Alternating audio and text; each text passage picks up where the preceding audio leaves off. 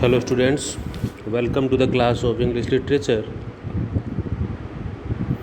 In today's class we are going to study our poem To Autumn, composed by John Keats, a very famous romantic poet.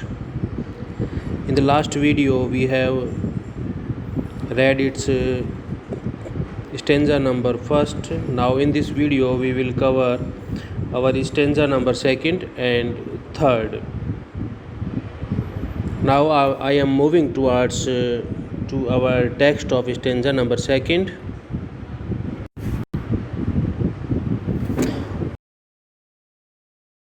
Is the text of our poem To Autumn. In our last video I have explained you stanza number first. Now we will go through our stanza number second. Who hath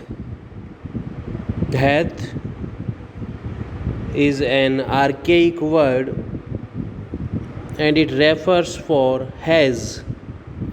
Who hath not seen thee? Thee is also an archaic word and it is used for you. Oft means often, means aksar, pray. Amit, thy means his or her. Store.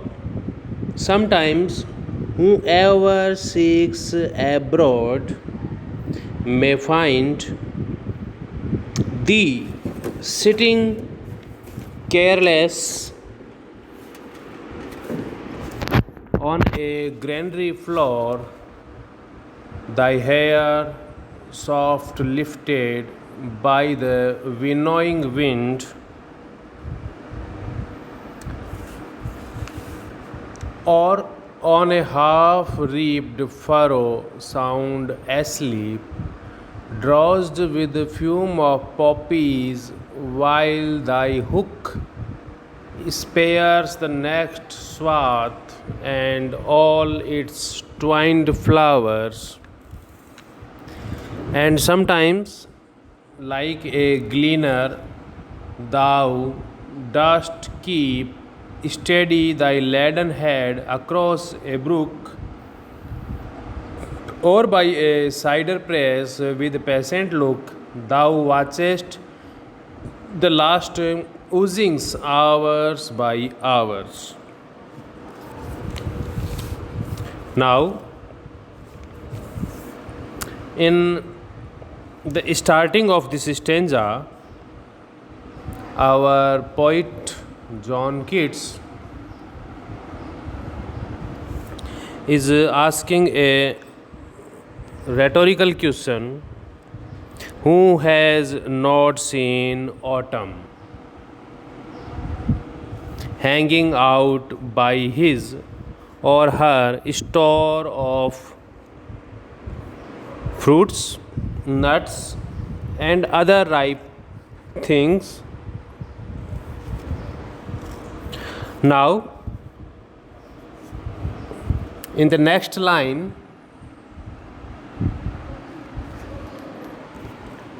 next two lines, the speaker is telling us how to find autumn. He is telling various ways to find out the autumn, where we can find him. He tells us that sometime when a person travels through the countryside, it is very much possible that he can see buildings where large amounts of harvested grain are kept cool and dry, and there you may find autumn sitting on the floor of one of them. In these lines, we can clearly see that our poet has used the figure of speech personification. He has personified the autumn as a man Again, in the next two lines, the speaker says that the personified autumn has soft hair, and these soft hair are being lifted by the winnowing wind. Here, the word winnowing means the act of separating grain from the chaff.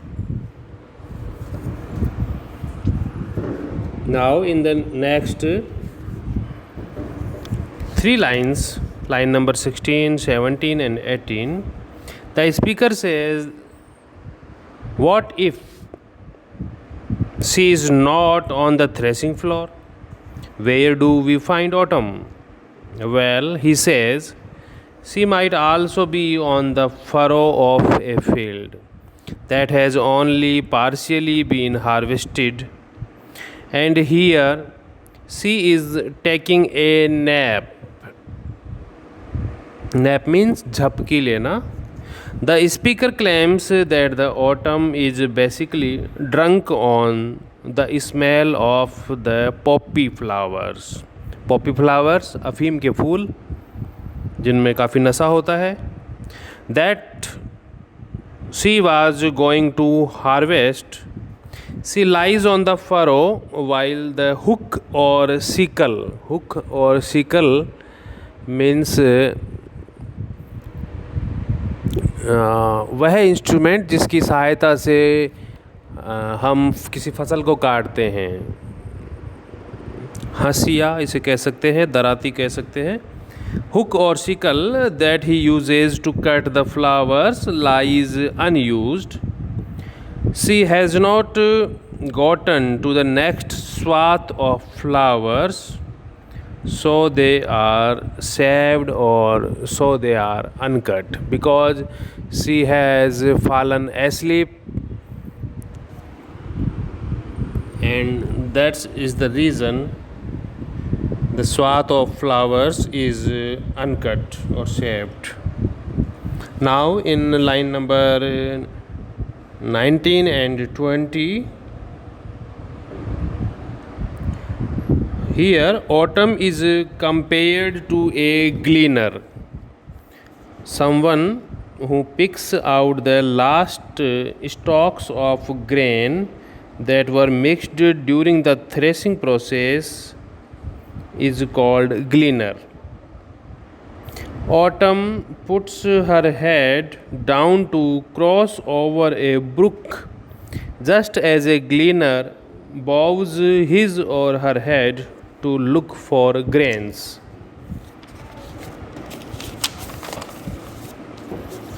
Now, the last two lines of this stanza. In these lines, the speaker says that, but if we still have not had autumn after searching all those other places, we might try to the cider press, where she is totally mesmerized watching the fruits get squeezed into a thick, sugary juice. She is sitting here patiently and looking the last oozings, hours by hours. Means she has no other job, so she is relaxed and have much free time to roam here and there, or to sit idle at cider press. Now we move towards to our stanza number 3. I am reading out it for you. Where are the songs of spring? Where are they? Think not of them. Thou hast thy music too. While barred clouds bloom the soft dying day and touch a stubble plains with rosy hue, then in a wailful choir the small gnats mourn among the river shallows. borne aloft or sinking as the light wind lives or dies, and full grown lambs loud bleat from hilly bourne, has cricket sing, and now with the treble soft the red breast whistle from a garden croft, and gathering swallows twitter in the skies. Now, in this stanza number third, this stanza begins with another rhetorical question, which we will paraphrase as where are the songs of spring? The poet asks, where are the songs of spring? But after asking this, the speaker says that okay, don't think of the songs of the spring. You also have your songs. He tells autumn not to think about the songs of spring. You also have your songs. So think only of your own music.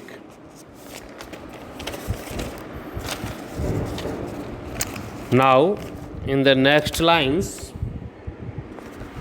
the speaker begins to describe the songs of autumn. It is more of a metaphorical song in that the scene begins with light and images. He describes the patchy clouds, between which patches of sky can be seen as barred. BAR, bar means chhad.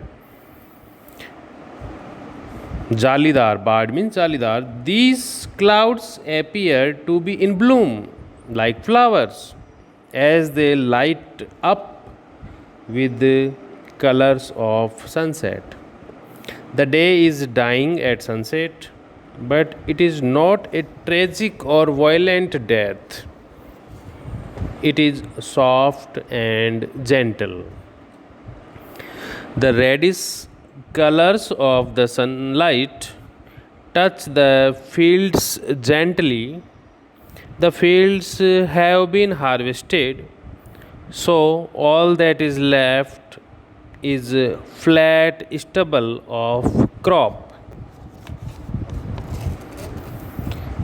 Now, in next three lines, the poet says that the gnats by the river side, gnats means एक प्रकार की insect है, ये मक्खी, एक काटने वाली मक्खी होती है. The gnats by the river side mourn, MOURN, mourn means शोक मनाना, the dying day like a choir. choir means समूह में गाने वाले गायक. At